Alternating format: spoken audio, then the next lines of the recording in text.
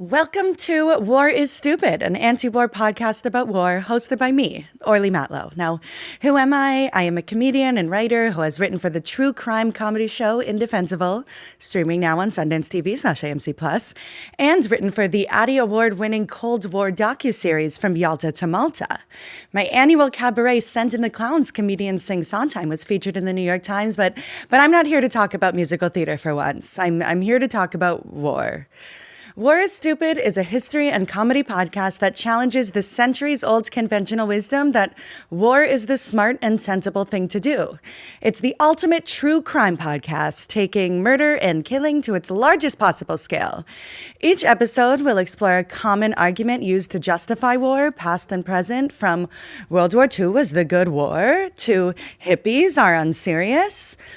This is the podcast that gives people something to talk about with their dads and the tools to argue with them. The call her daddy of history, or the talk-to-a of anti-militarism. Militarism is so woven into our culture that people don't even notice it anymore. Nothing can stop a flyover at the Super Bowl, not even a closed stadium. Taxpayers spent hundreds of thousands of dollars on a flyover over the Superdome in New Orleans, and the fact that it's a closed stadium is right there in the name. People treat war like sports, an opportunity to wave a flag and root for their team, but we don't need war to have sports. That's what sports are for. The media salivates at the stories of destruction. Our culture loves war for the same reason I love musical theater. It heightens emotions and provides dramatic visuals, but we don't need that anymore. We have Wicked, 2 movies. It's personal to me as a Jewish person with a Hebrew name. My Hebrew name is also Orli, and it means my light, which is a lot of pressure. Israel is my Florida. My grandpa lives there half the year. My first cousins are there year-round, and they are surrounded by religious extremists with guns. They are Israeli Jews protesting their government in Tel Aviv and Jerusalem, which here makes them anti-Semites. I grew up going to Israel at least once a year and was raised to salute the IDF. It upset me to see the campus protests about divesting from weapons manufacturers portrayed as anti-Semitic, despite the many Jewish students who participate in them. In my Judaism, there is nothing Jewish about weapons manufacturing. I was not bat mitzvahed at Lockheed Martin. I did not grow up going to Elbit Systems every Saturday with my family. Raytheon is not my cousin. My cousins are my cousins, and I hate to see them conscripted into forever wars. I've been called slurs and nasty, unpublishable things for protesting for a ceasefire and arms embargo. One commenter said, "Your mother should have swallowed," which speaks to the state of the education system on matters beyond just history. These past 20 months, I've become like the Hannah Montana of death threats, getting the best of both worlds, death threats from Jews and anti-Semites alike. So I'm hoping I can unite the world in this comment section. There is a proverb from the Kikuyu people of Kenya: when 2 elephants fight, it is the grass that is trampled. In struggles between great powers, it is the everyday people who suffer. And I don't want my family to suffer, or anyone's family to suffer, unless they're Netanyahu's. We can't talk about war without talking about the engine that makes it run, both the why and the how this all happens. Let's start at the very beginning, which, as we've heard at The Sound of Music, is a very good place to start. What is the military-industrial complex? The phrase refers to the relationship between a government's military and the private defense industry that supplies it. Companies like Raytheon, who is not my cousin, Lockheed Martin, and Northrop Grumman.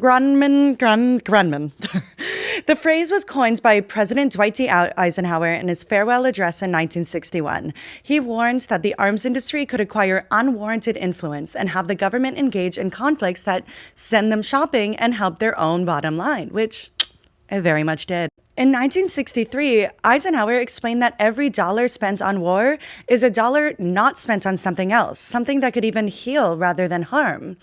He said, "Every gun that is made, every warship launched, every rocket fired signifies, in the final sense, a theft from those who hunger and are not fed, those who are cold and are not clothed. The world in arms is not spending money alone." It's a sad truth that President Eisenhower, literally the supreme commander of the Allied Expeditionary Force during the D-Day invasion of Normandy, would now likely be primaried out of Congress for being insufficiently pro-war.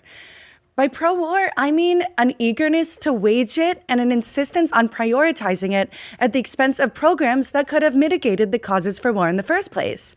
To be pro-war is to rally around the flag while accepting the words of those hoisting it at face value.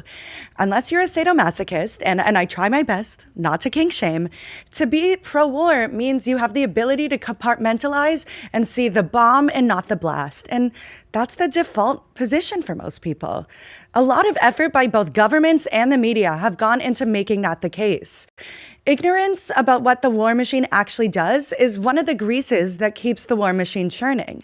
Chris Hedges, the Pulitzer Prize-winning author and former correspondent for the New York Times, said, "If we really saw war, what war does to young minds and bodies, it would be harder to embrace the myth of war. If we had to stand on the mangled corpses of the school children in Afghanistan or Ukraine and listen to the wails of their parents, the cliches about liberating the women of Afghanistan or bringing freedom to the Afghan or Ukrainian people would be obscene. Television reports give us the visceral thrill of force and hide from us the effect of bullets, tank rounds, iron fragmentation bombs, and artillery rounds. We taste a bit of war's exhilaration, but are protected from seeing what war actually does: its smells, its noise, confusion, and most of all, its overpowering fear." After the Vietnam War and the mass mobilizations and banger songs against it, the Pentagon put a lot of effort into concealing what war actually does from the American public. In the years since, there have been no broadcasts of body bags, no cameras when troops' bodies return home.